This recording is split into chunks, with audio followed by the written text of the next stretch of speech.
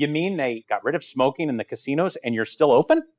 We are. That's amazing, isn't it? Because I've always heard that if you get rid of smoking in casinos, they're going to just shut every last door and nobody's going to go anymore. That's what I heard. You're here to say that's not the case. We're thriving. So we have people that wait in line to get on a table. We have skyrocketed resorts being built in Blackhawk, Colorado. We have people coming to vacation, and it's a booming business in Colorado. It's lovely. So tell me about the debate, and I'm sure it was a vigorous debate. When it came out that we started talking about this, what happened was a lot of fear was placed upon the workers. We're going to lose our job. People are no longer going to come to gamble. You're no longer going to be able to make a living. Stop talking about this. That was the first stage. There's 3 stages that I like to talk about with that. Okay. The first one is not fun to be around. The second one is the reality of a casino being smoke-free.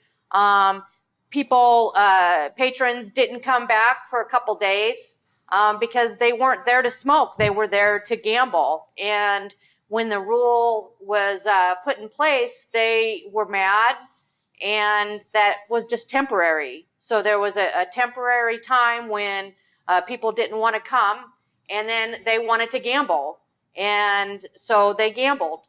And then the third stage is where we're at now, which is time has happened, and people no longer even think about smoking in the casino anymore.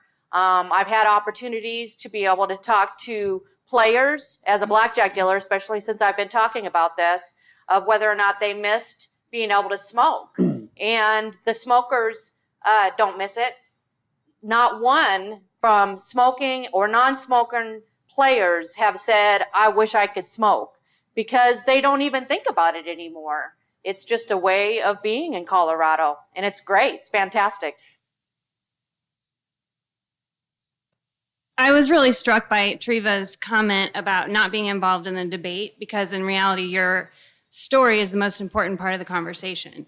So do you have any recommendations of how we can help bring those stories out from your colleagues in Indiana so they feel like it's a little bit less threatening? It's not making them part of the debate, the politics of it, but to get the story out.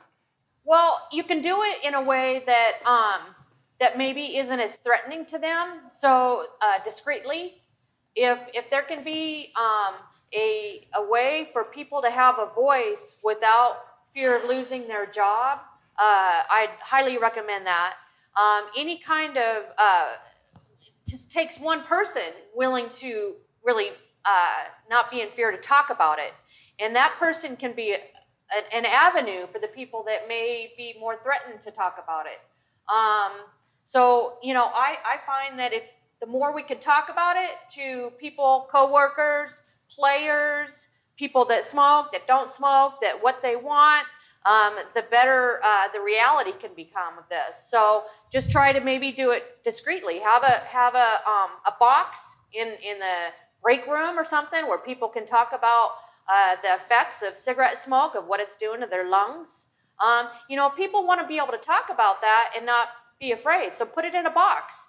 And then that box needs to go someplace that people are willing to read it and do something about it. And that's the people that are making the laws,